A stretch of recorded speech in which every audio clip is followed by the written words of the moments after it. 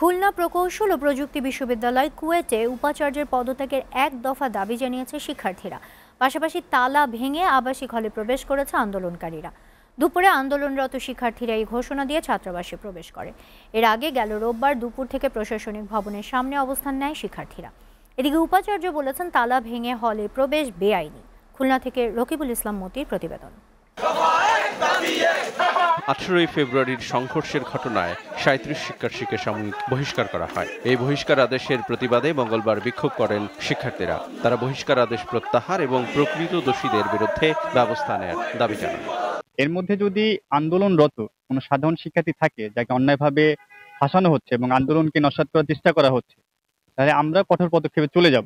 জন্য আমাদের শিক্ষার্থীরা সব আসতেও পারতেছে না দূর দূরান্ত থেকে। এখন মেইন সমস্যা হচ্ছে আমাদের ভিসি স্যার, তিনি যে কার্যক্রম নিচ্ছেন সম্পূর্ণ হচ্ছে আমাদের বিরোধী।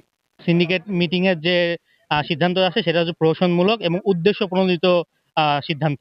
দুপুরে দুর্বার বাংলা ভাস্কর্যের সামনে সংক্ষিপ্ত সমাবেশ করেন শিক্ষার্থীরা। বলেন 37 জনের ভেতর আহত এবং আন্দোলনরত শিক্ষার্থীরা আছেন কিনা সেটা প্রশাসনই ভালো জানে।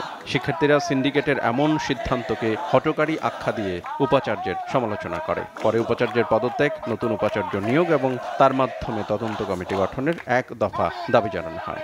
আমরা 6 দফা থেকে এক দফা ঘোষণা করছি। এই ভিসিকে অপসারণ আমাদের একমাত্র দাবি।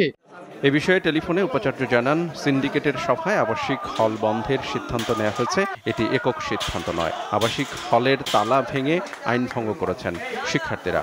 আমি প্রথম থেকে এই আন্দোলনের প্রথম থেকে ছাত্রদেরকে কোনো কিছুতে ফোর্স অ্যাপ্লাই করি না, আমি জোর করি না কোনো কিছুতে। যেহেতু জোর করি না, এখন যদি ওরা ওইটা করে এটা কাজটা বেআইনি হবে, আমি জাস্ট সিন্ডিকেটে উপস্থাপন করব। এদিকে কুয়েটের কয়েকশো শিক্ষার্থী তালা ভেঙে বিভিন্ন আবাসিক হলে প্রবেশ করেছে। এসিটিভি নিউজ ডেস্ক।